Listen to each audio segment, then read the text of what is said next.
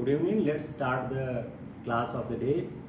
हम लोगों का आज का जो क्लास है वो क्लास हम लोग बात करने जा रहे हैं अपने सिस्टम पे, जो अपना स्वतंत्रता संग्राम का जो इशू है, जो हम लोग डिस्कस करने की कोशिश कर रहे हैं कि इंडिया का फ्रीडम स्ट्रगल कैसे स्टार्ट हुआ और कैसे ये आगे बढ़ा है। तो इंडिया के अगर फ्रीडम स्ट्रगल को हम देखने की कोशिश करें तो इंडिया के फ्रीडम स्ट्रगल में जो महत्वपूर्ण चीज़ें हैं उन महत्वपूर्ण चीज़ों को हम समझने का प्रयास करते हैं। देखिए 1909 में मार्ले मिंटो रिफॉर्म आता है। जब मार्ले मिंटो रिफॉर्म आता है तो मार्ले मिंटो रिफॉर्म के आने के बाद परिवर्तन किस तरह से होते हैं और कैसा परिवर्तन होता है। अगर हम मार्ले मिंटो रिफॉर्म को समझने की कोशिश करें तो मार्ले मिंटो रिफॉर्म जो 1909 में आता है, इसके बाद एक पहला फर्क क्या होता है, सरकार दमन की नीति अपनाती है।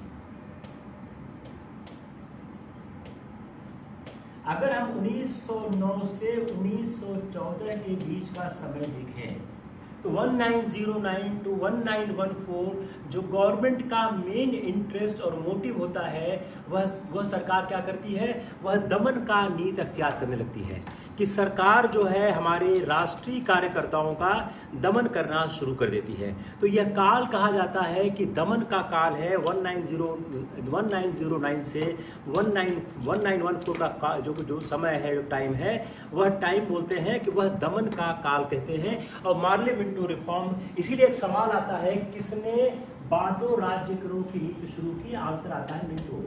Who has started the policy of divide and rule? The name is coming on the Minto. तो जो 1909 से 1914 के बीच जो प्रक्रियाएं हुई हैं उसमें दमन समझौता फूट, दमन समझौता फूट राजकरो। अब इसी पर आप मेंस का सवाल बना लीजिए। 1909 से 14 के बीच की जो परिस्थितियां थी उन परिस्थितियों में सरकार ने कौन सी पॉलिसी अख्तियार करनी शुरू की। तो repression, conciliation, divide and rule, repression, conciliation, divide and rule, यह 1909 से 14 के बीच सरकार की घोषित नीति हमारे सामने प्रस्तुत होती है। अब अगर हम यह देखने की कोशिश करें कौन कौन सी कोशिश की गई, तो उन्होंने जो सभाएं थी उनको राजद्रोह कह दिया। ये राजद्रोहात्मक है, सेडिशन करती है। समाचार पत्रों पर पाबंदी लगाती है।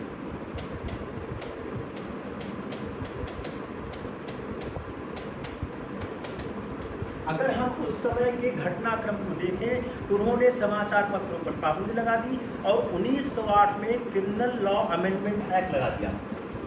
1908 में क्रिमिनल लॉ अमेंडमेंट एक्ट लगा दिया। 1908 में क्रिमिनल लॉ अमेंडमेंट एक्ट लगा दिया।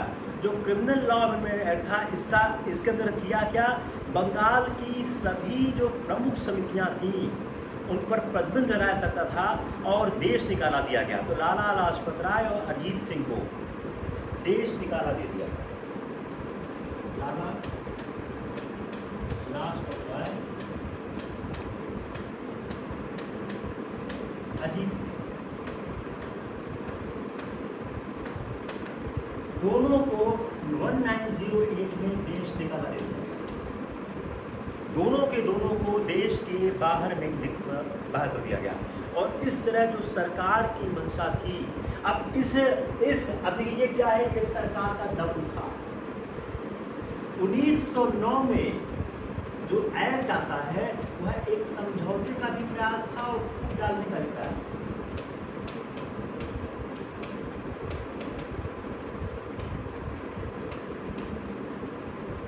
अब हम 1909 के एक्ट को हमने बड़ा विस्तार से कल समझने की कोशिश की है, थोड़ा सा उसको हम आपको एक्सप्लेन करने की कोशिश करते हैं कि 1909 का जो एक्ट था उसमें बजट,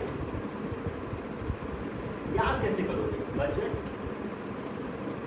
प्रश्न। देखिए सवाल, आप फैक्ट्स को याद कैसे करोगे, यह बहुत महत्वपूर्ण चीज है। तो 1909 के एक्ट में जो लेजिस्लेटिव काउंसिल थी, लेजिस्लेटिव काउंसिल हमने पढ़ाया था, मैं इसको जस्ट आपको और आसान कर रहा हूँ कैसे आप इसको याद कर सकते हो। लेजिस्लेटिव काउंसिल, अब दो काउंसिल थी, प्रोविंशियल और इंपीरियल। तो जो 1909 के एक्ट में लेजिस्लेटिव काउंसिल के सदस्यों को बजट पर बहस करने, प्रश्न करने और प्रस्ताव के प्रयोजन, बजट प्रश्न प्रस्ताव के प्रयोजन,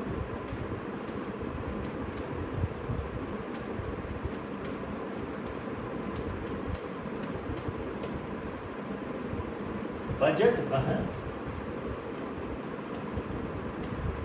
प्रश्न करने,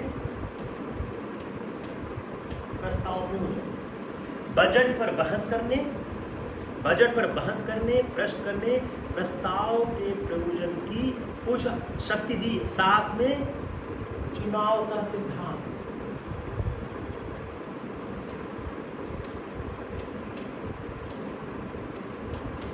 अगर आपको सबसे आसान तरीके से लिखना है, आप इतने से भी काम निकाल सकते हो। अगर आपको कुछ नहीं याद आ रहा है तो आप इतने से भी काम निकाल सकते हो। तो 1909 के एक्ट का एक प्रोविजन क्या था? बजट पर बहस करने, प्रश्न करने और प्रस्तावों के प्रयोजन पर कुछ शक्तियां दी गई और चुनाव का सिद्धांत, यह औपचारिक रूप से स्वीकार कर लिया।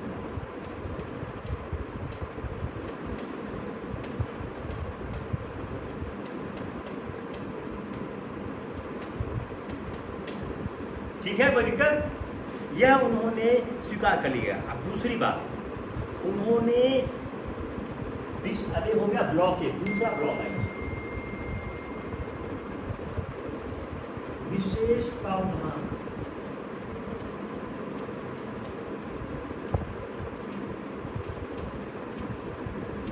यह आपका एक ब्लॉक हो गया जो आपका डेमोक्रेटिक ब्लॉक हो गया। आइए दूसरा क्या है? विशेष प्रावधान।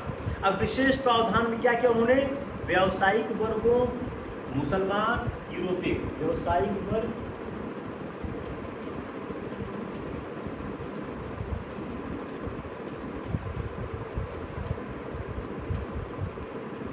मुसलमान,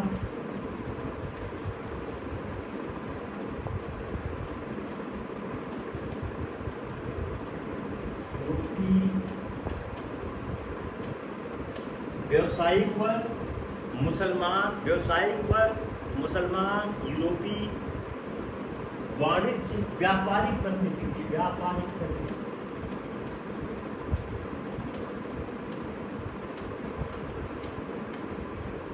व्यावसायिक वर्ग, मुसलमान, यूरोपीय और जो व्यापारिक प्रतिनिधि क्या है?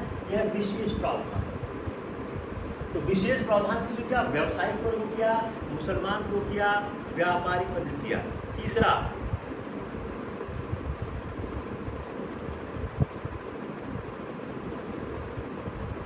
आइए तीसरा ब्लॉक,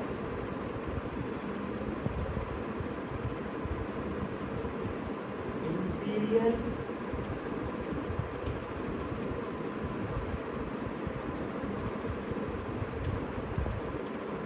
ब्रिटिश नियंत्रण बनाना।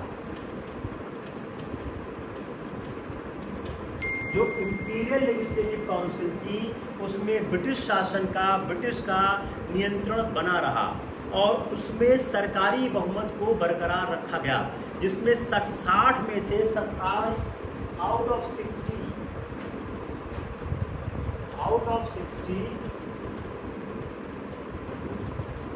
27 चूजन। इससे क्या हो गया कि जो सरकार का नियंत्रण इस पे बना रहा और जो प्रांतीय था उसमें प्रांतीय में किया जरूर गया लेकिन छलावा ही था, प्रांतीय में छलावा ही था। क्रांति में उन्होंने दिया वह छलावा ही था। क्यों? उसमें भी नामांकित लोग थे। क्रांति में छलावा ही था। क्रांति जो उन्होंने बनाई वो भी छलावा ही था, वह भी पूरी तरह से नेतृत्व था। क्यों? क्योंकि उसमें कुछ सदस्य नामांकित थे। बंगाल ऐसा प्रांत था जिसमें निर्वाचित प्रतिनिधियों का था।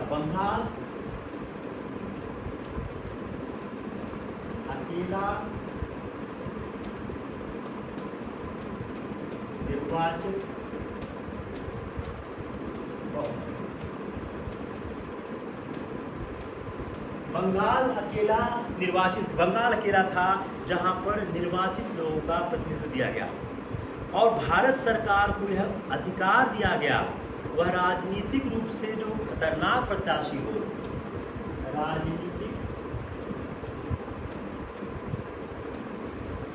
खतरनाक प्रत्याशी चुनाव, ऐसे सिंपल लिखे, राजनीतिक खतरनाक प्रत्याशी चुनाव से रोक लाएगी।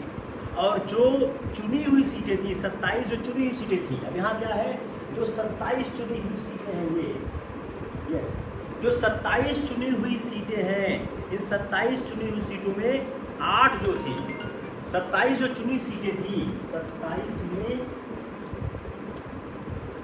8, इससे आपको याद रहेगा जो 27 चुनी सीटें हैं उसमें 8 मुस्लिम को उन्होंने निर्वाचन मंडल में छोड़ दी। और 1910 का जो चुनाव था मुसलमान सामान्य सीटों में भी जीत गया। और 1910 के चुनाव में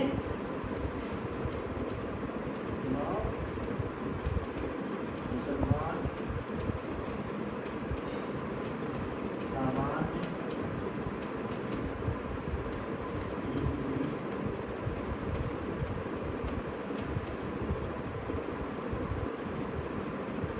क्लियर हो गया? यह आपका एक चार्ट बन गया आपके 1909 के एक्ट को लेकर। लिख लिया सब लोगों ने? Anything you want more to explain? बोलिए।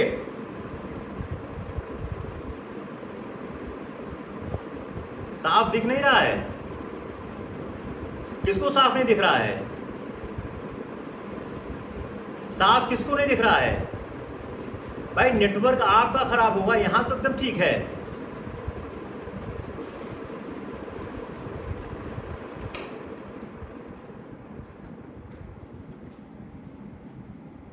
आवाज ठीक हुई?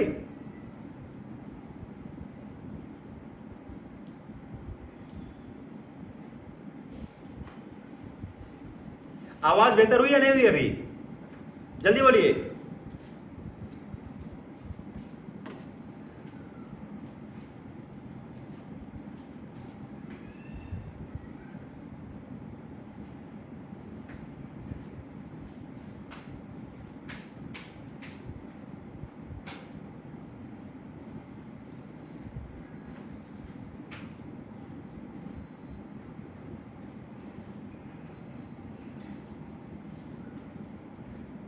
ठीक तो आ रहा है? कोई दिक्कत है?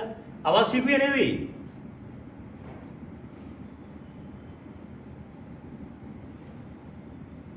वॉइस इज फाइन और नॉट फाइन? ओके। अब इसके बाद हम थोड़ा मुसलमानों पे, शिमला पे आते हैं। जरा हम पाकिस्तान के बारे में बात करते हैं। शिमला प्रतिनिधिमंडल,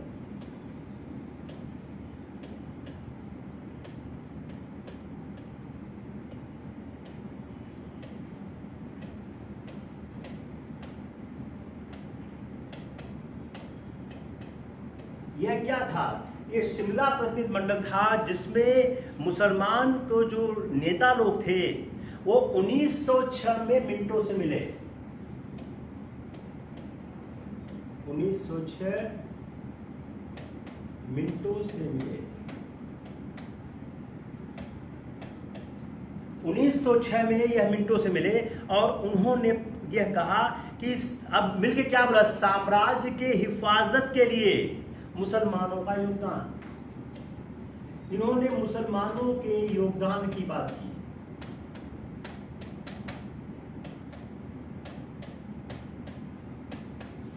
साफ हुआ नहीं हुआ? It's clear, everything is fine.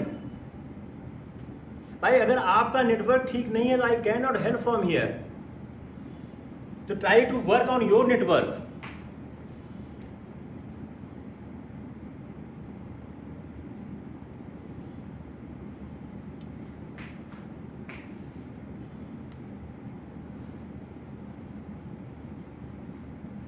तो 1909 में मिंटो से मिले मुसलमानों का योगदान साम्राज्य के लिए प्राप्त किया जाए, और क्या बोला, संख्या के अनुपात में प्रतिनिधित्व।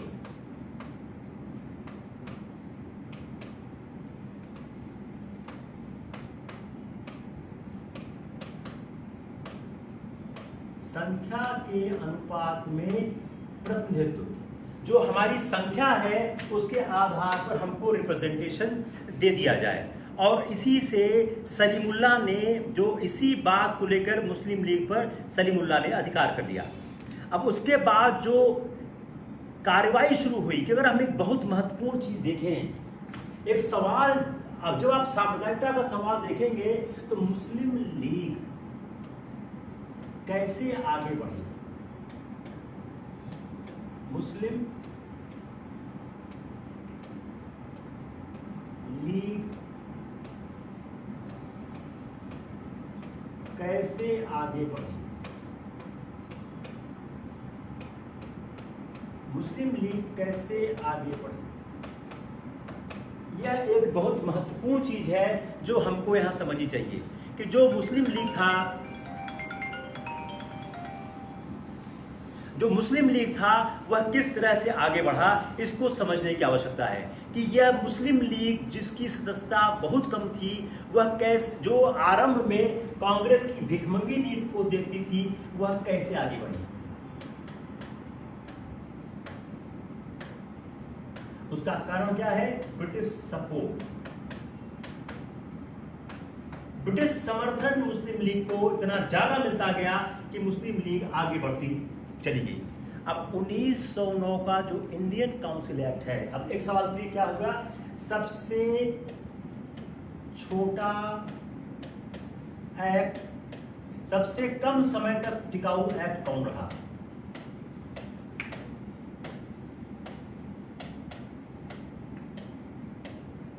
(1909) का एक्ट, यह 1918 में समाप्त हो गया। देखिए सवाल ऐसे ही बनते हैं छोटे छोटे। सबसे कम समय तक टिकाऊ एक्ट कौन रहा? 1909 का एक्ट रहा, क्योंकि अब 1918 में समाप्त हो गया। और 1909 के एक्ट पर अगर हम लोगों की प्रतिक्रिया देखें तो जो मालवीय जी की प्रतिक्रिया थी वह इसकी आलोचना करते हैं, क्योंकि उन्होंने बहुत ज़्यादा मुसलमानों को पक्षधरता की थी 1909 के एक्ट में। अब 1907 के सूरत के बाद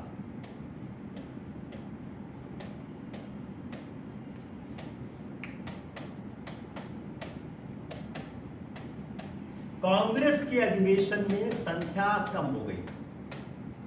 अब देखिए, इसको आप मुस्लिम लीग के बढ़ते प्रभाव से भी जोड़कर देख सकते हो। क्यों कम हो गई? क्योंकि गर्मपंथी अब कुछ करते नहीं थे, बाहर थे।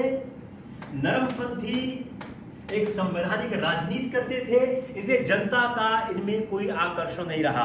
तो 1909 के बाद जो कांग्रेस का अधिवेशन था उसमें बहुत कम संख्या उपस्थिति हो गई। अब नरमपंथी क्या करते थे? सिर्फ बढ़िया भाषण देते थे।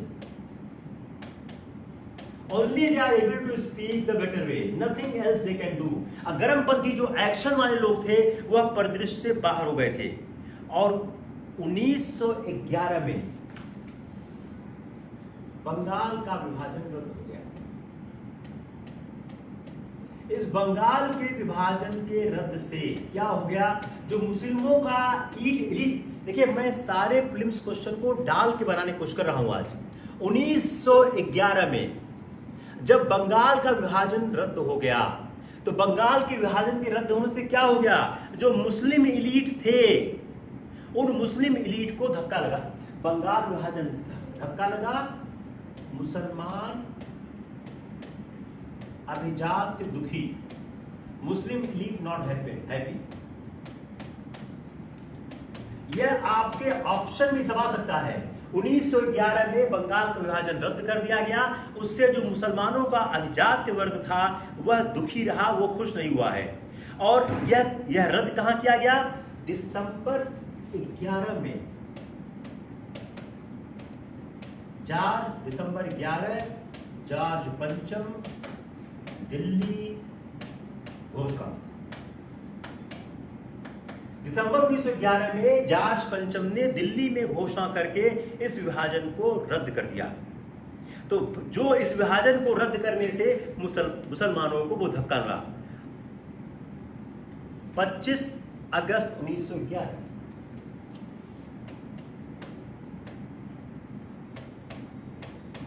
राजधानी परिवर्तन। 25 अगस्त 1911 को राजधानी का परिवर्तन किया गया। इस राजधानी, अब देखिए आप याद रखिएगा कि घोषणा यह है दिसंबर 1911, यह है दिसंबर 1911, यह 25 अगस्त 1911। अगर क्रोनोलॉजी बनाई जाती है तो ध्यान रखिएगा।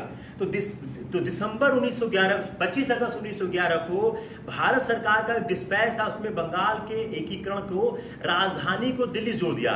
अब इससे क्या हो गया? पर्पस क्या था? प्रयोजन, मुसलमान भावनाओं को शांत करना। प्रयोजन,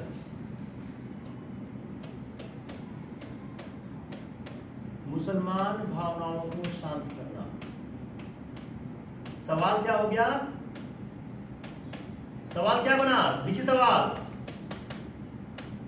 1911 का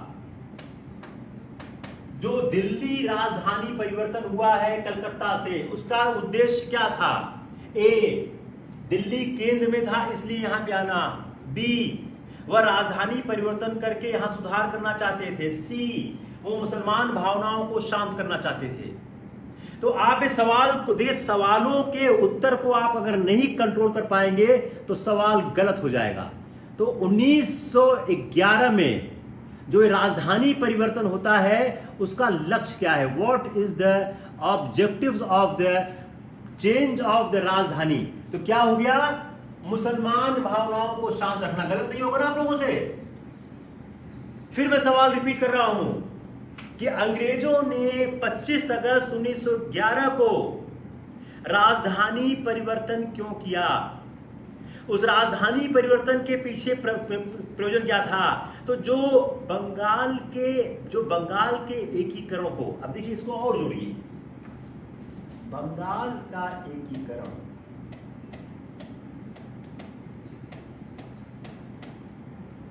इससे आप राजधानी परिवर्तन को जोड़िए। ऐसे ही सवाल आते हैं, बंगाल के एकीकरण को राजधानी परिवर्तन से जोड़िए। और बंगाल के एकीकरण से क्या हुआ? मुसलमान भावनाओं को शांत करना।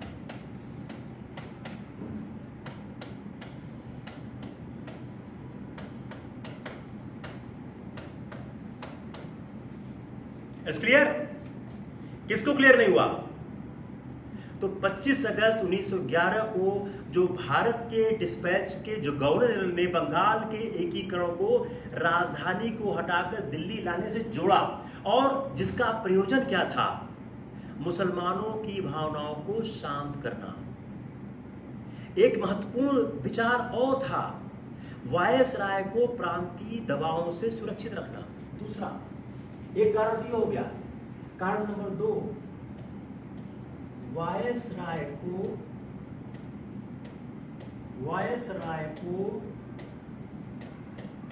प्रांतीय दबावों से दूर रखना। अब ऑप्शन ए, ऑप्शन बी आएगा, ध्यान रखिएगा। वायसराय को प्रांतीय दबावों से दूर रखना, क्योंकि अंततः जो प्रांतों में स्वायत्त शासन का बृहत्तर रूप में आना अवश्य था। क्यों? क्योंकि प्रांतों में स्वायत्त शासन आना अवश्यंभावी था। प्रांतों में स्वायत्त शासन आना अवश्यंभावी था, इसको उन्होंने देख लिया था। और कलकत्ता एक बड़ा महत्वपूर्ण प्रांत था, बंगाल महत्वपूर्ण प्रांत था, और दिल्ली एक ऐसा स्थान था जो प्रांतीय स्वायत्त शासन जो अवश्यंभावी था उससे दूर करने का प्रयास था। It's clear not clear? Clear है या नहीं क्लियर है? अभी भी आवाज में शिकायत है?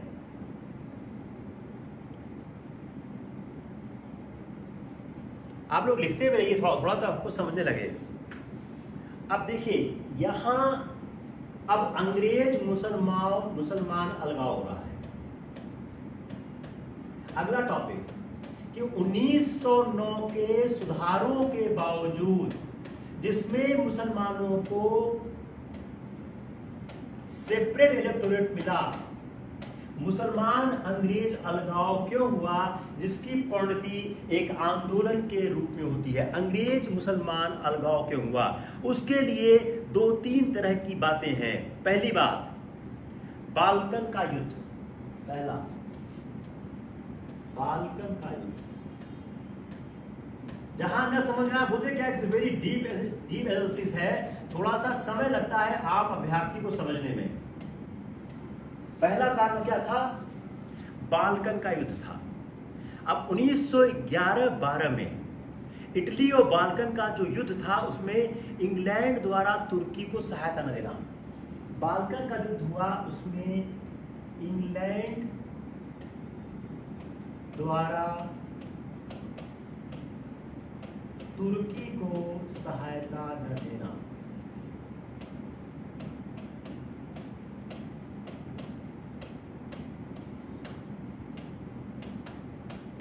ठीक है, जो बाल्कन का जो युद्ध हुआ 1911 में इटली और बाल्कन में, उसमें इंग्लैंड ने तुर्की को सहायता न दिया। दूसरा, अलीगढ़ मुस्लिम विश्वविद्यालय बनाने के प्रस्ताव को हार्डिंग द्वारा अस्वीकार करना। दूसरा, अलीगढ़ मुस्लिम विश्वविद्यालय प्रस्ताव हार्डिंग द्वारा अस्वीकार करना।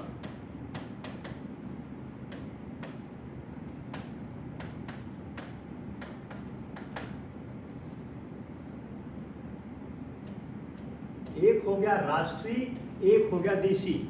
अलीगढ़ मुस्लिम विश्वविद्यालय जो बनाने का प्रस्ताव था हार्डिंग। तीसरा, 1913 में कानपुर में मस्जिद से लगे चबूतरे को तोड़ना। 1913 में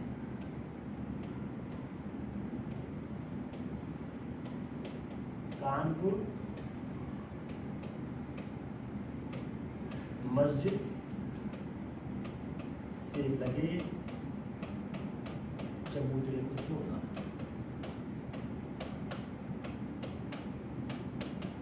सवाल क्या बना कि 1909 के सुधारों के बावजूद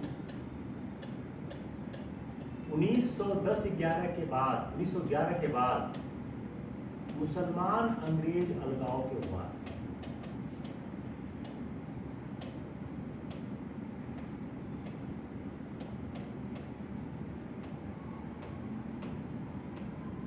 ठीक है, it's fine. Anyone has any problem? 1909 के सुधारों के बावजूद, जिसमें अंग्रेजों को एक सेपरेट इलेक्टोरेट का तोहफा भी मिला, उसके बावजूद मुसलमानों में अंग्रेजों में अलगाव क्यों हुआ। ये 3 महत्वपूर्ण कारण थे जिसके कारण मुसलमानों और अंग्रेजों में अलगाव हो गया। अब उसके बाद जब अलगाव हुआ तो मुसलमानों का ब्रिटिश विरोधी स्वर, इसके बाद क्या हुआ, मुसलमानों का ब्रिटिश विरोधी स्वर स्टार्ट हो गया। मुसलमान ब्रिटिश विरोधी स्वर।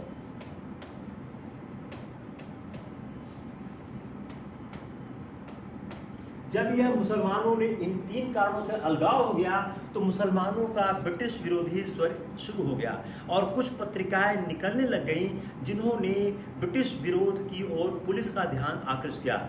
मोहम्मद अली कॉमरेड कलकत्ता, जो पत्रिकाएं आपके एग्जाम में आती है महत्वपूर्ण होती है। मोहम्मद अली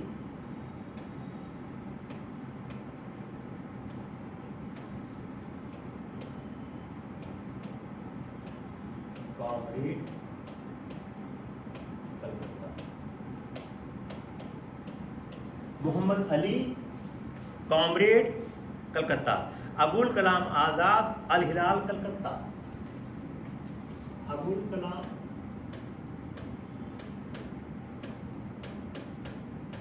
अल हिलाल कलकत्ता, मोहम्मद अली कॉमरेड कलकत्ता, अबुल कलाम अल हिलाल कलकत्ता, जफर अली खान जमींदार लाहौर, जफर अली खान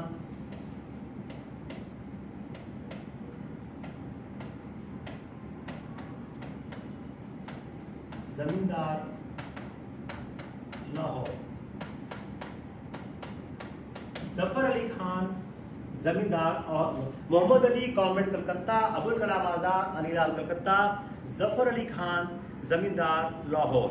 अब इन पत्रिकाओं ने क्या किया? अखिल इस्लामी और ब्रिटिश विरोधी क्या किया इन्होंने? इन पत्रिकाओं ने क्या किया? तीनों ने, अखिल इस्लामी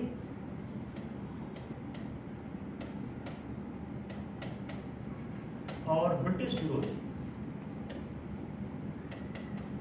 अखिल इस्लामी और ब्रिटिश विरोधी स्वर अख्तियार कर लिया। अखिल इस्लामी और ब्रिटिश विरोधी स्वर इन पत्रिकाओं ने अख्तियार कर लिया। और इसके कारण क्या हुआ? इसके कारण जो अली बंधुओं ने मुसलमानों की जो पाक जगह थी उनको सुरक्षित करने के लिए धन जुटाना शुरू किया और 1913 में अंजुमे खुदामे काबा, अंजुमे खुदामे काबा, अंजुमे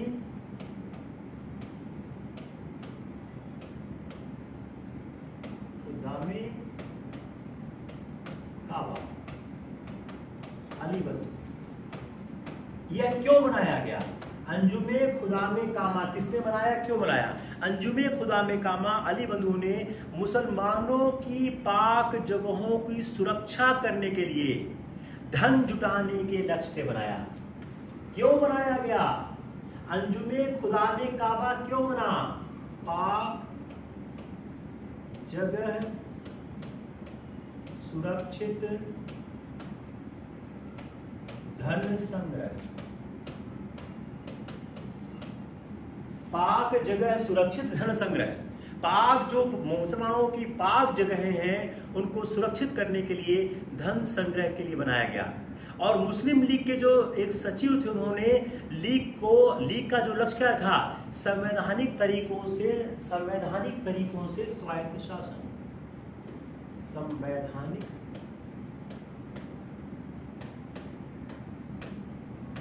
तरीकों से स्वायत्त शासन, यह लीग का लक्ष्य हो गया। संवैधानिक तरीकों से स्वायत्त शासन लीग का लक्ष्य हो गया। तो लीग ने अपने लक्ष्य को निर्धारित कर दिया कि यह प्रस्ताव पारित हो गया मुस्लिम लीग में कि संवैधानिक तरीकों से स्वायत्त शासन प्राप्त करना हमारा लक्ष्य बन गया है। यह वह पृष्ठभूमि थी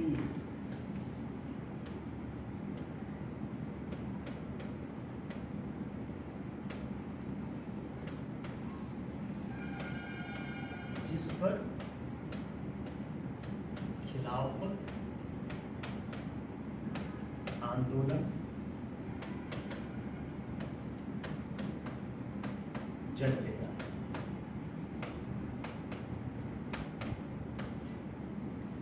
अब इस तथ्य को कितनी तरीके से आप कर सकते हो? वह पृष्ठभूमि थी जिस पर खिलाफत आंदोलन जन्म लेता है। हिंदू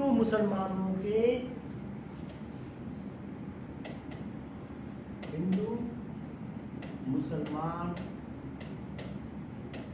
राजनीतिक सहयोग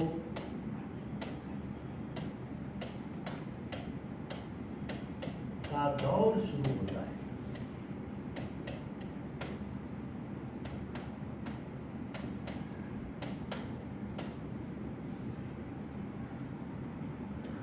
गांधी के आंदोलन की जमीन बनने लगी।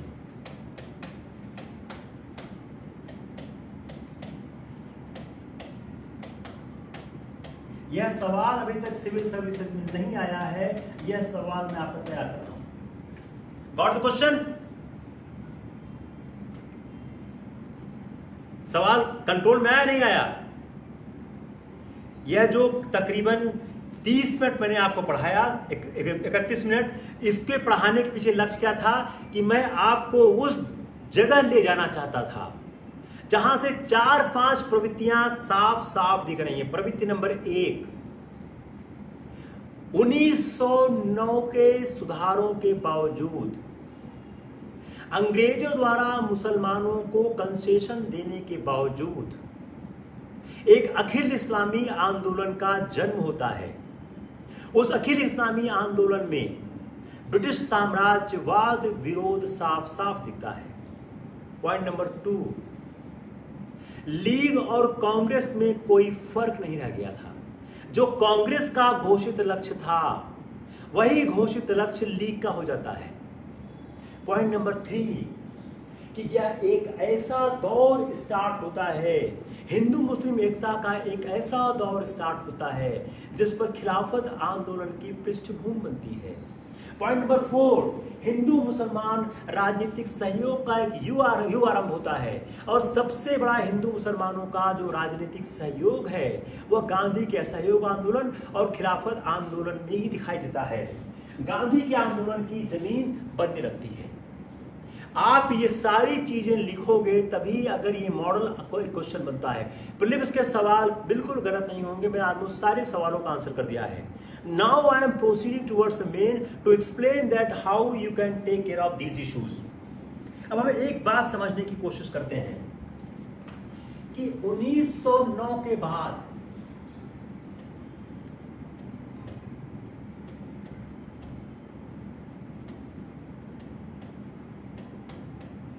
किसी को इस पॉइंट में दिक्कत आई? अगर आ गई हो तो मैं दूसरे पॉइंट को टच करूं। मैं 1909 के बाद जो क्रांतिकारी आतंकवाद है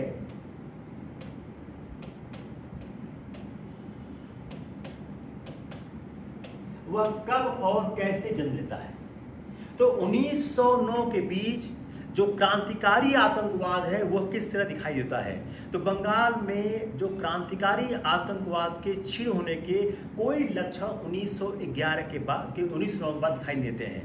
दिसंबर 1911 का जो विभाजन था जिसको रद्द करने वाला एक जो राजसी वरदान था जो बड़े तामझाम के साथ किया गया, उसका भी आतंकवाद के कंट्रोल पर कोई प्रभाव नहीं पड़ा।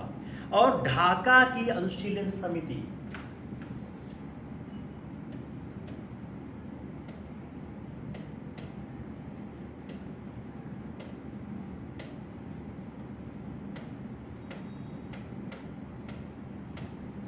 जो ढाका की अनुशीलन समिति है, जो ढाका की अनुशीलन समिति है, इसकी बहुत शाखाएं होने लगी हैं और जतीन नाथ मुखर्जी के नेतृत्व में युगांतर पार्टी बनती है।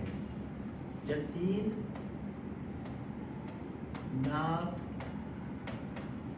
मुखर्जी युगांतर पार्टी, इनके नेतृत्व में युगांतर पार्टी का निर्माण होता है। और रास बिहारी बोस, सचिन नाथ सान्याल, कई बार पूछ लेते हैं इनमें कौन उग्रवादी था कौन नहीं था। रास बिहारी बोस,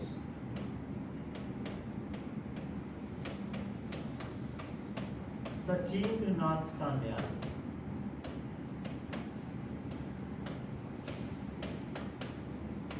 रास बिहारी बोस और सचिंद्र नाथ सान्याल, इन दोनों ने मिलकर एक गुप्त संगठन की स्थापना की। और जब दिसंबर 1912 में हार्डिंग अब राजधानी में प्रवेश कर रहे थे उन पर बम चलाया गया। बाहर, भारत के बाहर 1905 श्यामजी कृष्ण जी वर्मा,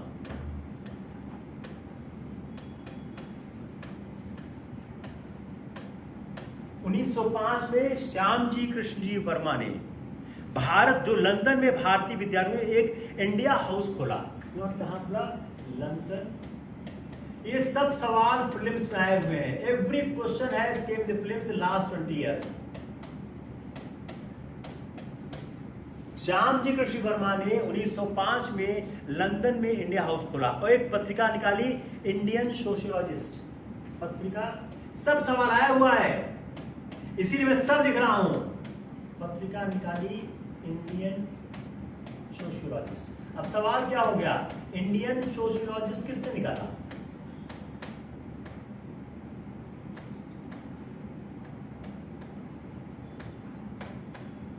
एक पत्रिका निकाली इंडियन सोशियोलॉजिस्ट और इंडियन होम रूल की सोसाइटी की। इंडियन होम रूल, अब एक होम रूल आ जाएगा, आप कंफ्यूज कर जाओगे। Indian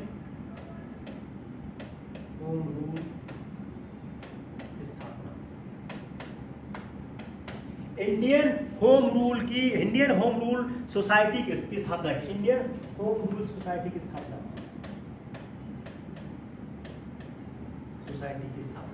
Indian home rule society की स्थापना की और उसके बाद उन्होंने एक छात्रवृत्ति की योजना शुरू की।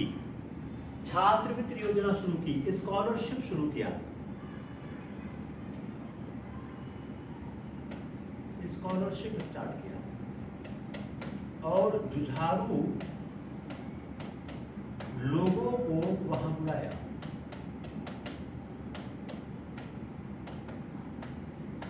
और जुझारू लोगों को वहां बुलाने की प्रक्रिया का आरंभ किया। वो हम विदेश आ गए। मदन लाल धींगरा, जुलाई 1909। मदन लाल धींगरा जुलाई 1909। कर्नल वायली हत्या। मदन लाल धींगरा ने जुलाई 1909 में कर्नल वायली की उन्होंने हत्या कर दी और उस पर वो फांसी पे चढ़ गए। उसी समय 1910 में, अगला सवाल फिर प्रीलिम्स आ चुका है। 1910 सावरकर काला पानी नासिक षड्यंत्र केस, नासिक षड्यंत्र case, Nashik conspiracy case. 1910 Savarkar काला पानी। 1910 में सावरकर को काला पानी हुआ, किसमें हुआ? नासिक षड्यंत्र मामले में। अब यूरोप में जो भारतीय क्रांतिकारियों के नए केंद्र कहां बने? पेरिस और जिनेवा। नए केंद्र यूरोप, नए केंद्र पेरिस, जिनेवा। यूरोप में भारतीय क्रांतिकारियों के नए केंद्र बन गए। ये केंद्र बने पेरिस में और जिनेवा में। मैडम कामा यहां से वंदे मातरम निकालती थी। मैडम कामा निकालती थी वंदे मातरम। मैडम कामा निकालती थी यहां पर वंदे मातरम। वंदे मातरम निकालती थी। मैं फिर रिपीट कर रहा हूं कि ऐसे सवाल बहुत आ चुके हैं, जो छूटा हुआ है साल 2 साल में आएगा ही आएगा। मैडम कामा वंदे मातरम वहां से निकाला करती थी। वह एक फ्रांस, जो मैडम कामा कौन थी? वह एक पारसी क्रांतिकारी महिला थी और यह जो वहां के फ्रांस के क्रांतिकारियों से प्रभावित थी। 1913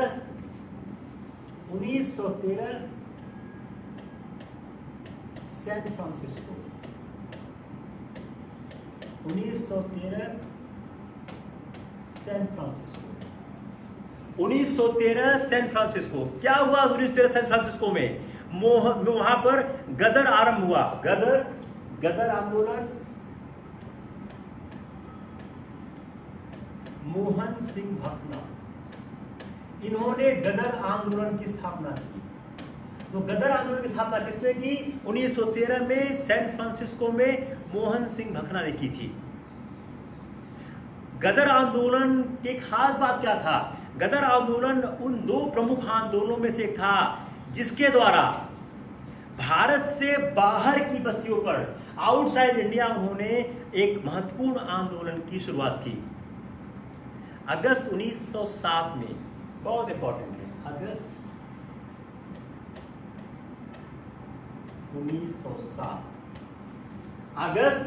1907 madam Cama, hope I am not hindering you in front of board, मैं हट जाता हूं। 1907, अगस्त 1907, मैडम कामा, स्टुअर्ट कांग्रेस,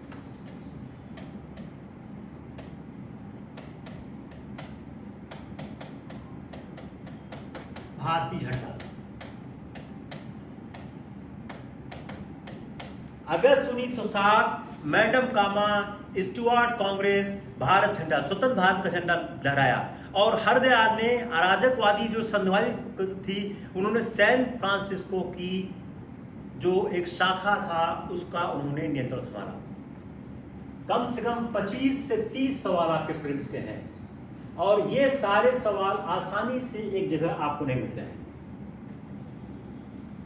बताइए कोई problem?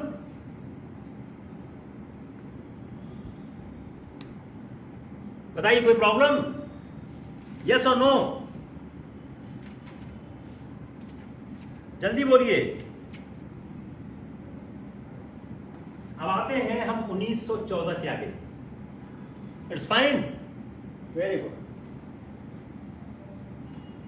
Very good. 1914, first world war.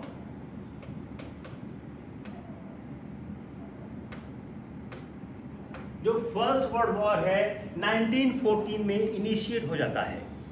अब इससे क्या है, भारत का जो एक राजनीतिक सामाजिक जीवन है उसमें जो युद्ध की जो परिस्थितियां हैं, जो भारत का जो सामाजिक आर्थिक है, ये फर्स्ट वर्ल्ड वॉर क्या करता है, भारत के सामाजिक आर्थिक जीवन में एक महत्वपूर्ण परिवर्तन लेके हमारे सामने आ जाता है। और इस समय क्या था, सेनाएं बाहर जा रही थी।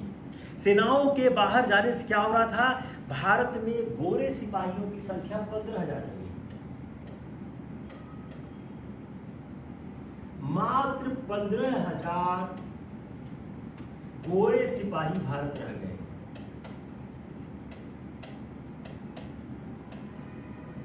फर्स्ट वर्ल्ड वॉर में जब सेनाएं बाहर जाने लग गईं तो भारत में मात्र 15,000 सिपाही रह गए। और तुर्की के विरुद्ध जो ब्रिटेन का युद्ध था, जो तुर्की के खिलाफ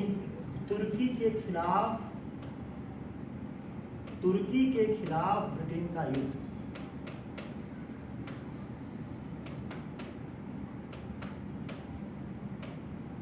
ये हिंदू और मुस्लिम एकता के लिए महत्वपूर्ण साबित हो गया।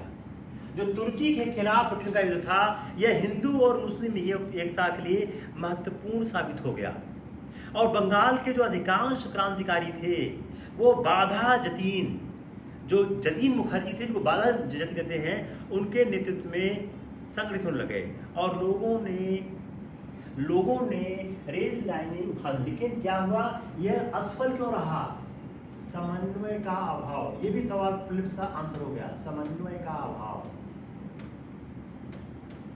प्रथम विश्व युद्ध के दौरान जो बंगाल में क्रांतिकारी आंदोलन शुरू हुआ वह क्यों असफल रहा? वह समन्वय का अभाव था। दूसरा, बाधा जतीन को दूसरा पॉइंट, बाधा जतीन को लोगों ने पुलिस को सौंप दिया। इसका मतलब क्या हो गया कि जो बंगाल के आतंकवादी थे वह अपने ही, देखिए अब एक आंसर ये हो गया, दूसरा आंसर यहां से आ रहा है। अब सवाल क्या बना कि प्रथम विश्व युद्ध के दौरान जो बंगाल का क्रांतिकारी आतंकवाद था वह विफल क्यों रहा? पहला, समन्वय का अभाव था। अब दूसरा आप यहां से निकालिए, बाघाजतीन को लोगों ने ही पुलिस को सौंप दिया। जो पुलिस को, जो उड़ीसा का समुद्र था बालसोर में, वहां के निवासियों ने पकड़ लिया। ये क्या बताता है कि बंगाल के क्रांतिकारी अपने ही लोगों से अलग थलग थे। मैं बार बार कहता हूं,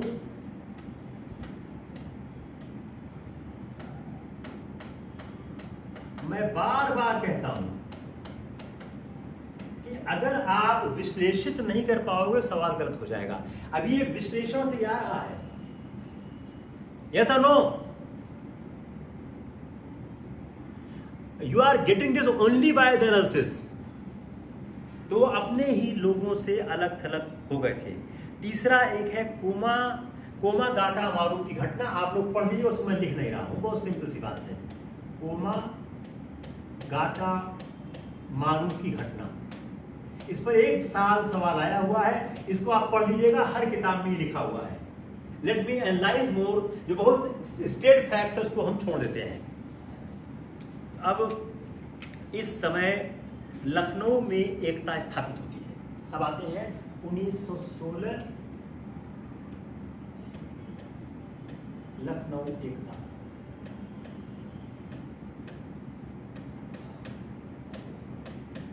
उन्नीस सौ 1916 की लखनऊ एकता पे हम आते हैं कि 1916 की लखनऊ एकता में क्या हुआ। अब जिस समय विश्व युद्ध चल रहा था, उस समय तिलक और गांधी दोनों ने अंग्रेजों की सहायता के लिए धन जुटाए। उन्होंने इस आशा से किया कि सरकार उनकी निष्ठा को सम्मानित करेगी और उनको कुछ रियायतें प्राप्त होगी। और तिलक ने क्या कहा, यह युद्ध के ऋण पत्र है।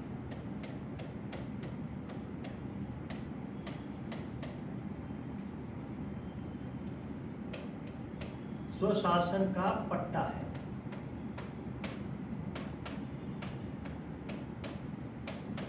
ये तिलक ने कहा। तिलक ने यह कहा कि जो यह हम लोग सहायता कर रहे हैं अंग्रेजों की, इस सहायता से क्या हो रहा है, यह युद्ध के ऋण पत्र हैं और होम रूल के पट्टे हैं। या आप युद्ध के ऋण पत्र खरीदो और आप युद्ध का पट्टा समझो। और युद्ध को समर्थन देने के जो कोशिश हुई, उससे ब्रिटिश सरकार पर दबाव डाला गया कि वह भारतीयों का समर्थन, कि भारतीयों को बाद में कुछ रियायतें प्राप्त हो जाएं। अब भारतीयों की जो मांग थी, जो स्वायत्त शासन थी, वह होम रूल लीग से हमको सामने दी है।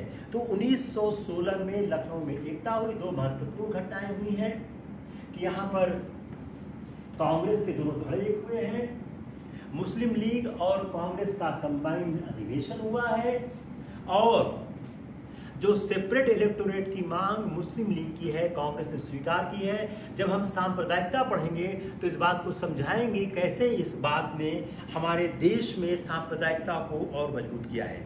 अब let's start home rule league. Home rule league से सवाल बनने की संभावना बहुत ज्यादा है।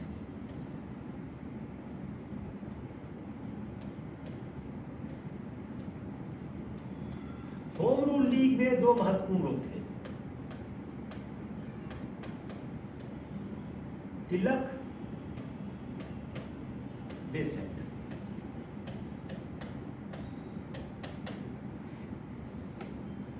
तिलक और बेसेंट दो होम रूल लीग के बहुत महत्वपूर्ण लोग थे। अब होम रूल लीग में हो क्या रहा था, होम रूल लीग आंदोलन था क्या? अगर हम यह देखें तो जब तिलक जून 1914 को सजा काट के वापस आए,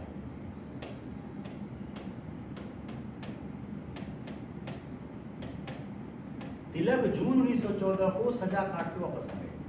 जब तिलक जून 1914 में सजा काट कर वापस आ जाते हैं, तो उन्होंने वापस आने के बाद उन्होंने देखा कि जो माहौल है, परिस्थिति है, बहुत निराशाजनक है। अरविंद घोष संन्यास ले चुके थे, पांडिचेरी चले गए थे। लाला लाजपत राय अमेरिका में थे। 1914 में कांग्रेस विभाजित थी और स्वदेशी जो अपने आंदोलनकारी थे उन पर अंग्रेज हुकूमत का दमन चल रहा था और 1909 का जो संवैधानिक सुधार था उसके कारण नरमपंथियों में निराशा थी। तो होम रूल लीग में तिलक के जून 1914 के आने के समय निराशाजनक हालात थे।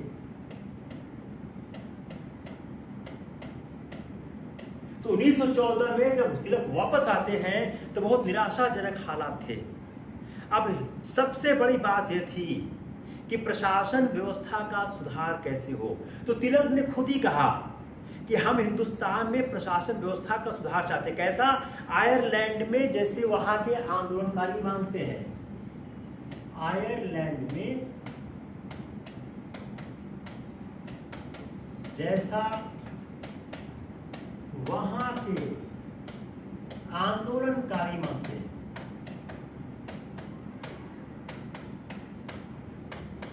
जिस तरह से अब एक सवाल हो गया, होम रूल लीग को कहां से प्रेरणा मिली है? तो आयरलैंड में जैसा वहां के आंदोलनकारी मांग रहे हैं सुशासन, वैसे ही भारत में किया जाए। और उन्होंने यह भी कहा कि हिंसात्मक, देखिए आप एक चीज नोट करिए, पहला दूसरा, तिलक उग्रवादी थे लेकिन कहा हिंसात्मक घटनाओं में मेरा विश्वास नहीं है। हिंसात्मक घटनाओं में मेरा विश्वास नहीं। तो उन्होंने पहली बार निराशाजनक माहौल देखा, आयरलैंड के आंदोलनकारियों की तरह उन्होंने सुधार की मांग की और कहा हिंसात्मक घटनाओं में मेरा कोई विश्वास नहीं है, यह हमारे विचारों के विपरीत है। सबसे महत्वपूर्ण जो आप गलत करोगे, अंग्रेज हुकूमत के प्रति निष्ठा दिखाया। ये आप नहीं टिक मारोगे अगर आप नहीं याद आएगा तो। तीसरा, अंग्रेज हुकूमत के प्रति निष्ठा दिखाया।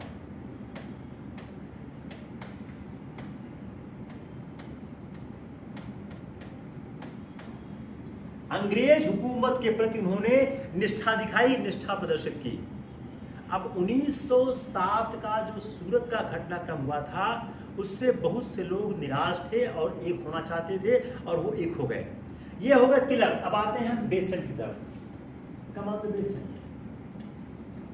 See the similar issues with Besant. हमको समझना जरूरी क्यों है? क्योंकि तिलक और बेसेंट ने अलग अलग होम रूल लीग चलाई, दोनों की होम रूल लीग एक नहीं थी, इसलिए हमको इसको अलग अलग समझना पड़ेगा। एनी बेसेंट की जो राजनीतिक शुरुआत कहां से हुई है? होम रूल लीग आंदोलन से हुई है। अब वो कब आई? 1893 में भारत आई। 1893 थियोसॉफिकल सोसाइटी,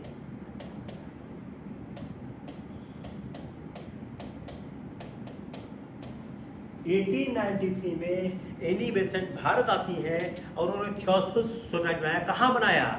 अड्यार। ये सब पीसेस के सवाल हैं। अड्यार में अपना कार्यालय बनाया। वो क्या चाहती थी? उन्होंने अपना एक ऑफिस खोला और 1907 में ब्रह्म विद्या का प्रचार, 1907 में 1907 में थियोसॉफी का प्रचार,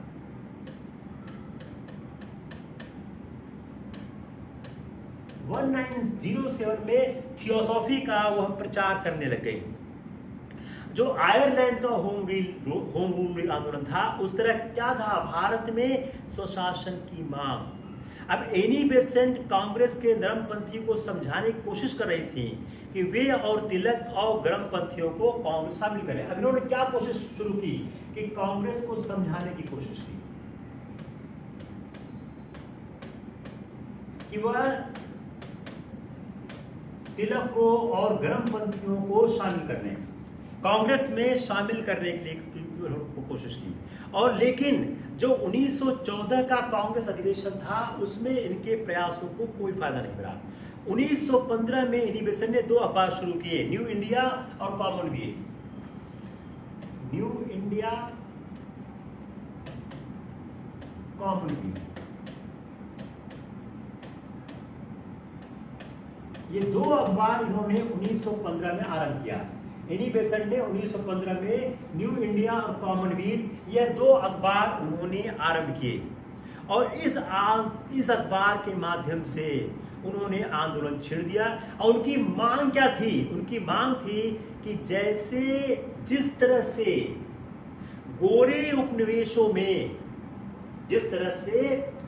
उपनिवेशों में वहां की जनता को अपनी सरकार बनाने का अधिकार दिया जाता है, वैसे ही यहां पर दिया जाए। और तिलक ने पूना में अपने समर्थकों का सम्मेलन बुलाया और फैसला किया ग्रामीण जनता को कांग्रेस के उद्देश्यों से परिचित कराया जाए।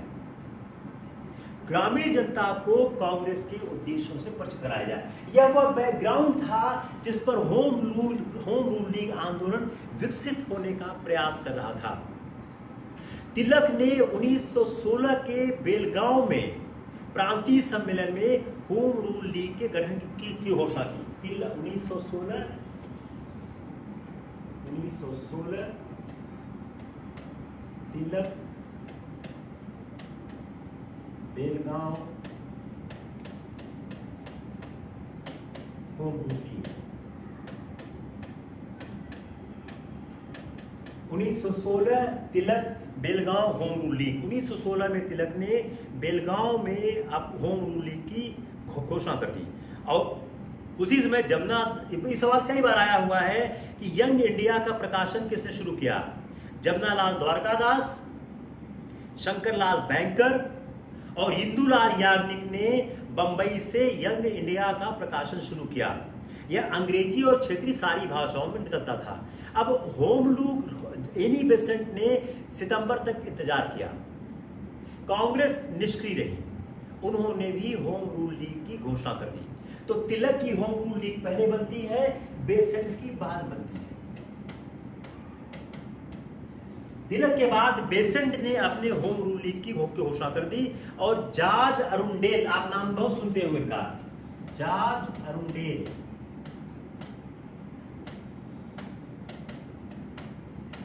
अरुंडेल को अपनी होम रूल लीग का सचिव नियुक्त किया। कोई दिक्कत नहीं आ रही है? कई नए छात्र दिखाई दे रहे हैं, शायद उनके लिए दिक्कत लग रही हो। धीरे धीरे क्लियर हो जाएगा। Just you attend more and more classes, you are able to understand it. तो जॉर्ज अरुंडेल को उन्होंने अपना सचिव नियुक्त किया। अब क्या हुआ? यह सवाल फिर इंटरेस्टिंग आ गया। तिलक बेसेंट, इन दोनों के होम रूल लीग का क्षेत्र क्या क्या था? कहां पर तिलक की होम रूल लीग है और कहां पर बेसेंट की है? कर्नाटका, महाराष्ट्र, मध्य प्रांत, बरार।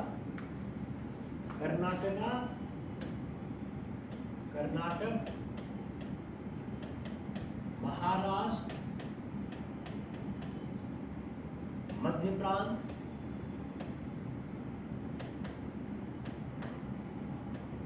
बरार। अब महाराष्ट्र में बंबई छोड़कर, लीविंग असाइड बॉम्बे। तिलक की होम रूल लीग का क्षेत्र क्या क्या था? तो तिलक की होम रूल का क्षेत्र क्या था? कर्नाटक, महाराष्ट्र में बंबई के अलावा मध्य प्रांत और बरार। तो क्या हो गया? तिलक ने और बेसेंट ने अपने अपने होम रूल लीग का बंटवारा करे। बेसेंट बाकी क्षेत्र। अब फिर सवाल बन गया, होम रूल लीग में बंबई किसके साथ था?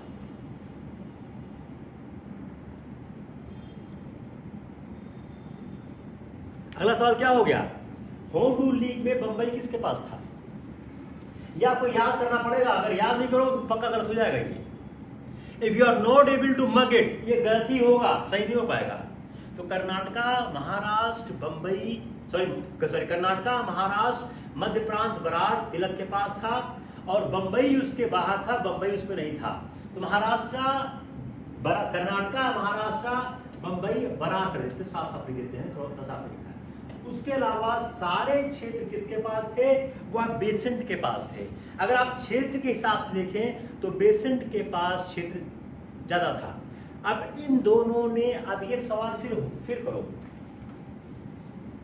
जब दोनों का लक्ष्य एक था,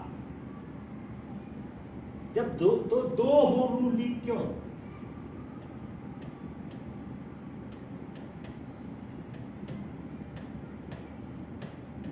जब दोनों का काम एक है, दोनों की लक्ष्य एक है, तो दो होम रूल लीग क्यों, एक होम रूल लीग क्यों नहीं बनाई गई? इसका जवाब बेसेंट ने दिया था कि मेरे कुछ समर्थक तिलक को नहीं पसंद करते हैं और तिलक के कुछ समर्थक मेरे को पसंद नहीं करते हैं। तिलक ने क्षेत्रीय भाषाओं में जो शिक्षा है और जो भाषाई राज्यों की मांग है, उसके हिसाब से उन्होंने स्वराज की मांग से जोड़ दिया। तिलक में कोई क्षेत्रीयता या कोई संकीर्णता नहीं थी। छुआछूत के मामले में तिलक जातिवादी नहीं थे। उन्होंने गैर ब्राह्मणों को समझाया, क्या समझाया? कि झगड़ा ब्राह्मण गैर ब्राह्मण का नहीं है, झगड़ा शिक्षित और अशिक्षित का है। छुआछूत उन्होंने काम किया। होम रूल लीग ने अपना मोमेंटम पकड़ना शुरू किया।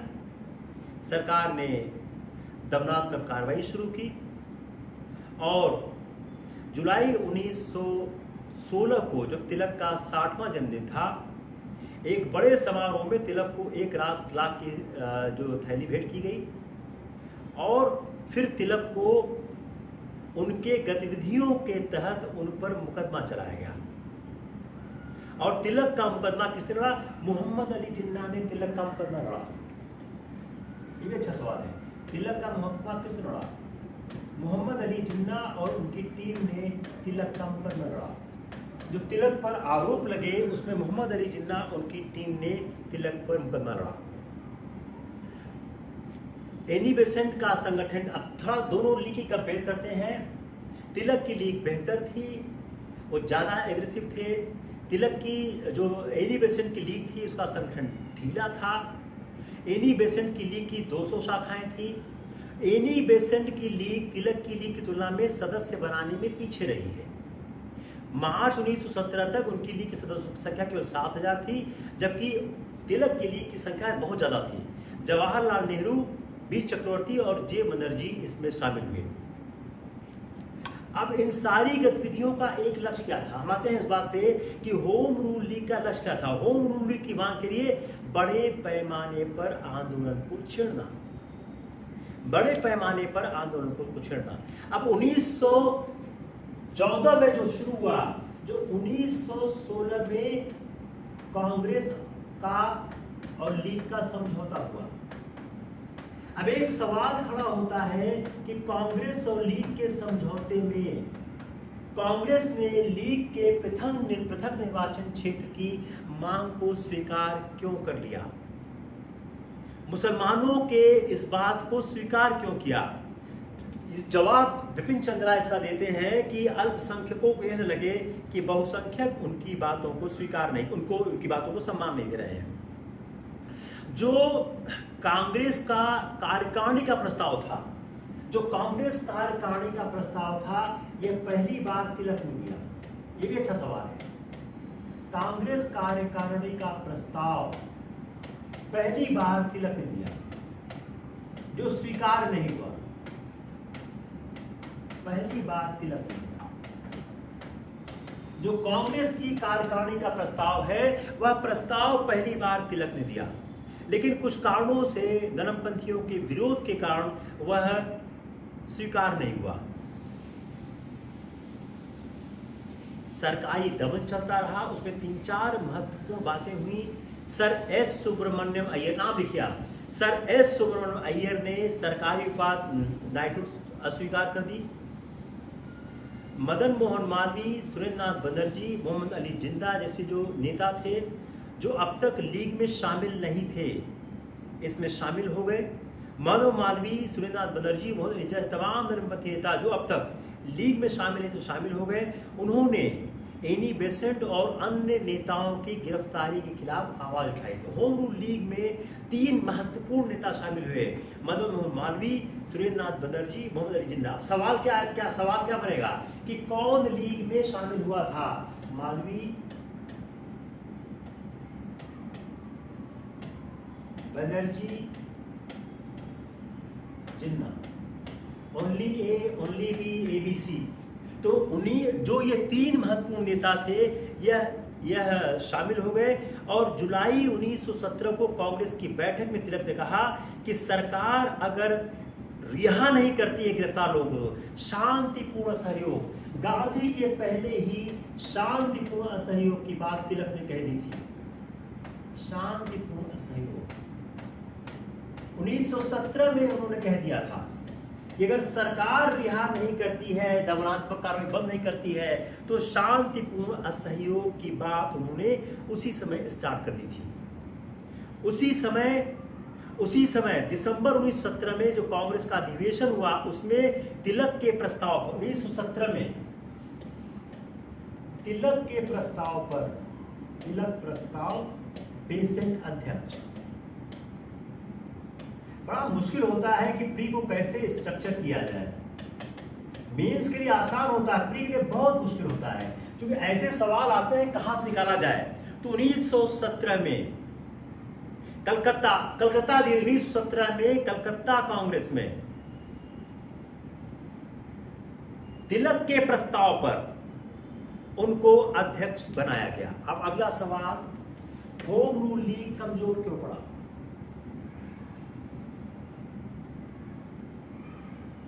होम रूल लीग कमजोर क्यों पड़ा?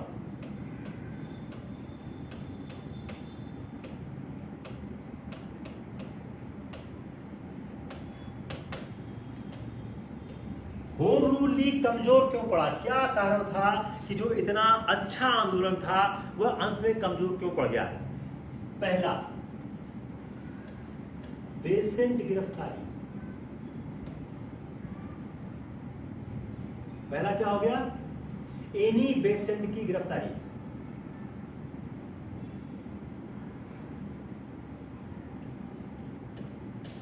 बेसेंट गिरफ्तारी, arrest of the Annie Besant.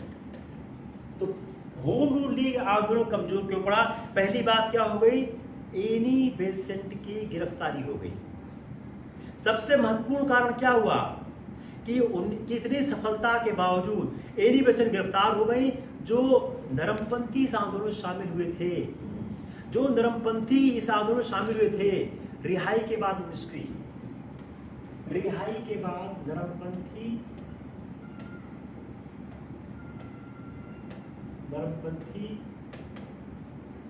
रिहाई के बाद निष्क्रिय।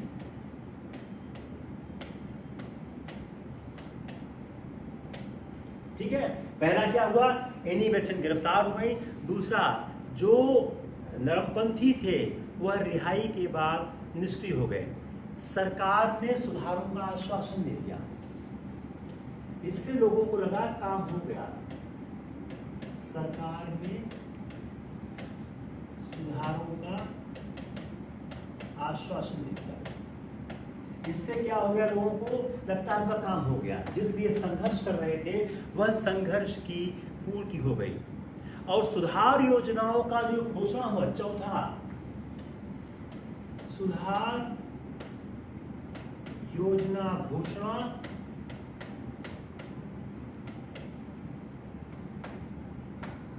राष्ट्रीय खेमे में दरार,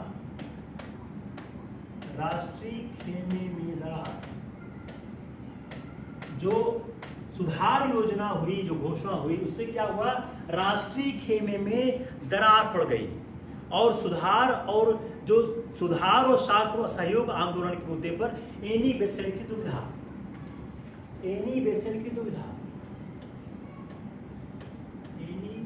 अब इसमें से कौन सा 4 लिख देंगे कहना बहुत मुश्किल है, लेकिन यह मेंस की तरह से तैयार करोगे तभी हो पाएगा। अब एनी बेसेंट की दुविधा हो गई। दुविधा किस बात पे हो गई? सुधार और शांतिपूर्ण असहयोग के मुद्दे पर हो गई।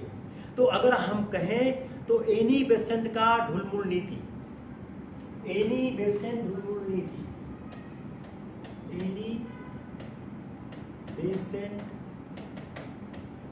ढुलमुल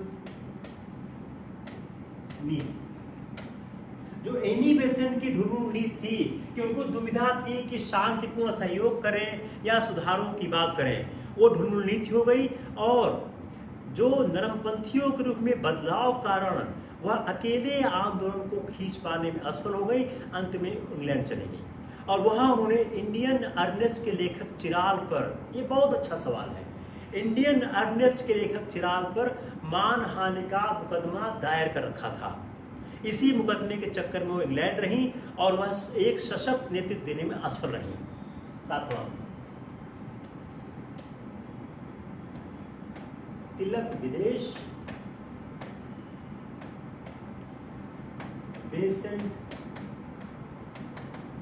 सशक्त नेतृत्व देने में असफल।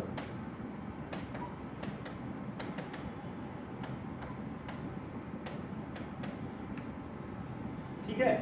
उपलब्धियां क्या क्या रही इसकी, इस होम रूल लीग आंदोलन की उपलब्धियां क्या क्या थी? सबसे बड़ी बात क्या थी, इसने राष्ट्रीय आंदोलन के जुझारू कार्यकर्ता दिए, राष्ट्रीय आंदोलन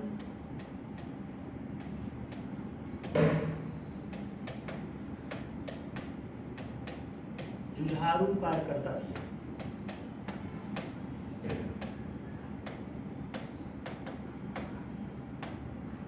इन्होंने राष्ट्रीय आंदोलन के जुझारू कार्यकर्ता दिए, जिस पर गांधी जी के आंदोलन को बहुत से लोग तैयार हुए। जो चंपारण का, अहमदाबाद का, खेड़ा का आंदोलन हुआ है, उसमें बहुत महत्वपूर्ण योगदान है इस होम रूल लीग आंदोलन के नेताओं के लिए। तो यह शायद एक बहुत महत्वपूर्ण चीज था। अगर हम थोड़ा तिलक की और बेसेंट की होम रूल लीग की हल्का से तुलना करें तो हम कह सकते हैं कि जो तिलक की लीग थी उसमें जोश ज्यादा था, आक्रमण ज्यादा था, सदस्य जरूर ज्यादा बनाए, लेकिन जो बेसेंट की लीग थी उसने नए क्षेत्रों और नए समूहों को ढूंढने का प्रयास किया, सर्च करने का प्रयास किया। I think it's enough. Now we start from 1919। कोई कंफ्यूजन, किसी कोई दिक्कत?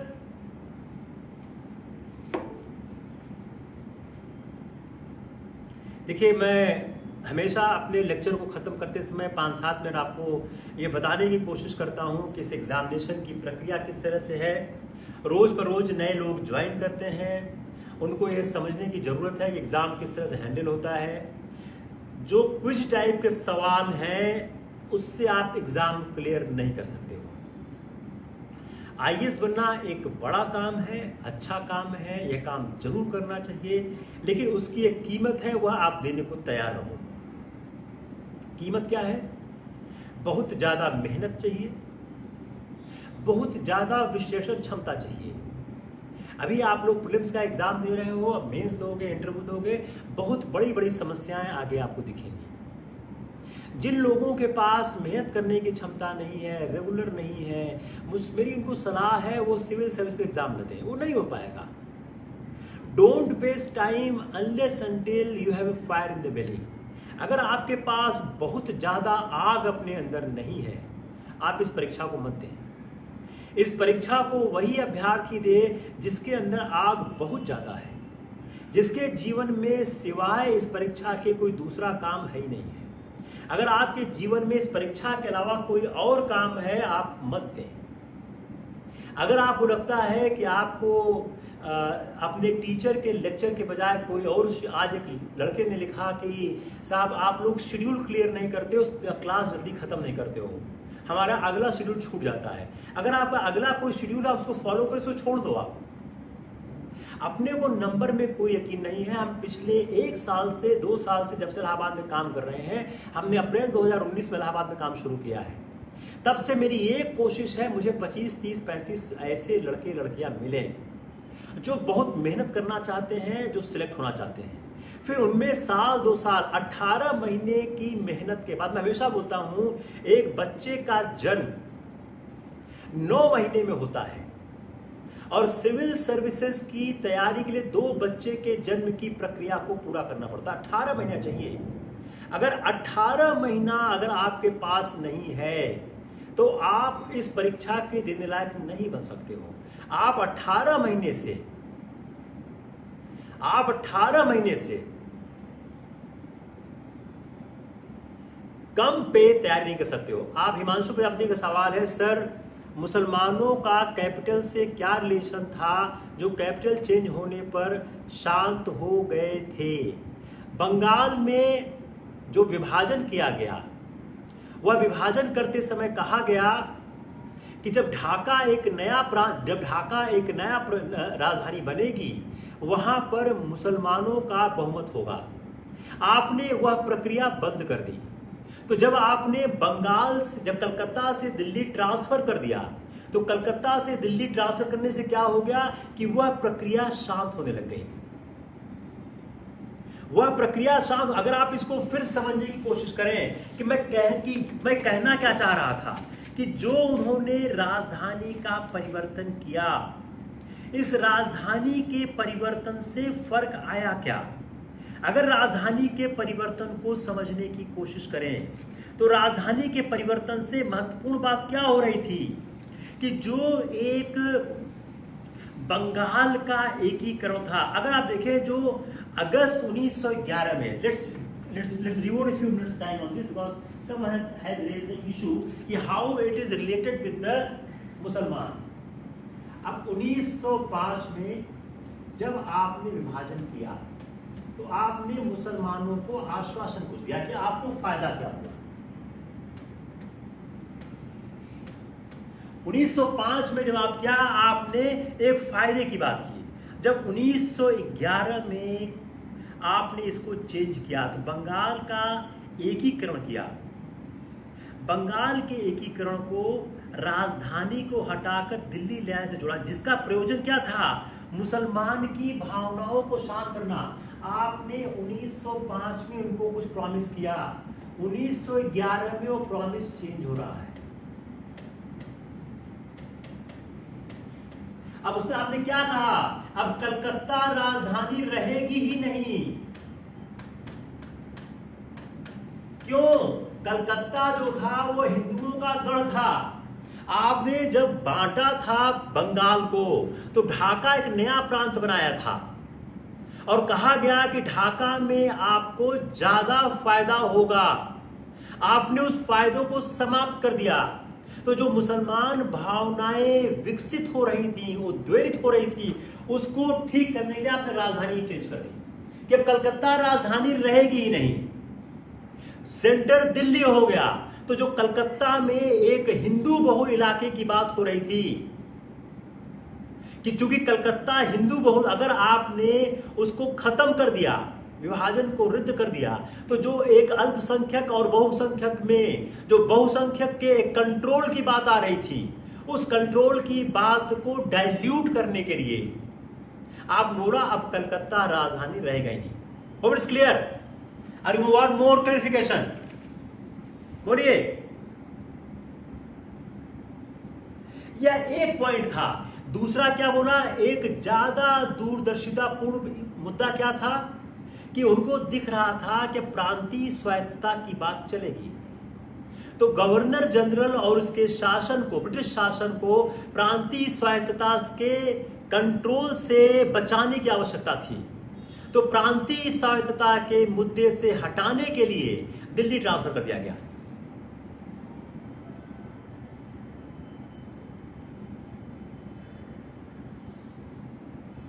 वीडियो अपलोड कर देंगे आप, don't worry, I will upload it, don't worry. तो हमारी जो कोशिश है, 1 अगस्त को अपना मॉक टेस्ट है, मॉक टेस्ट हम लोग तैयार कर रहे हैं।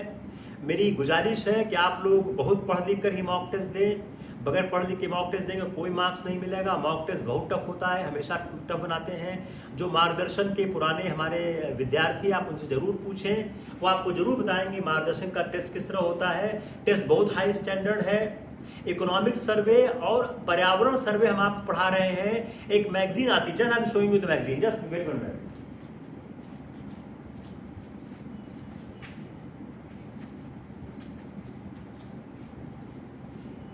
यह पर्यावरण की एक एनुअल मैगजीन आती है, इसका नाम है डाउन टू अर्थ। इस डाउन टू अर्थ मैगजीन से हम आपको पर्यावरण पढ़ाने की कोशिश, दिस इज द मैगजीन।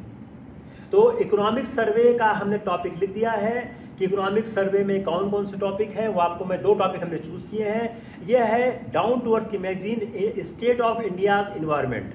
इसमें से हम आपके काम की चीज निकाल के वह आपको बताने की कोशिश करेंगे। ये आपको जितना हम पढ़ाएंगे उसी में सवाल पूछेंगे, जो नहीं पढ़ाएंगे उसमें सवाल नहीं पूछेंगे। I hope it's good day. आपने कुछ जरूर सीखा होगा, सीखने की कोशिश करिए। अपना प्रयास है कि आप लोग सिलेक्ट हों। ये मैगजीन हिंदी अंग्रेजी दोनों में आती है। डाउन टू अर्थ मैगजीन का हिंदी भी वर्जन आता है, इंग्लिश भी आता है। सेम विद इकोनॉमिक सर्वे, ये हिंदी में भी है, ये दोनों भाषाओं में है। Then take care, will see you tomorrow again and with the new topic, with the new lecture. Thanks.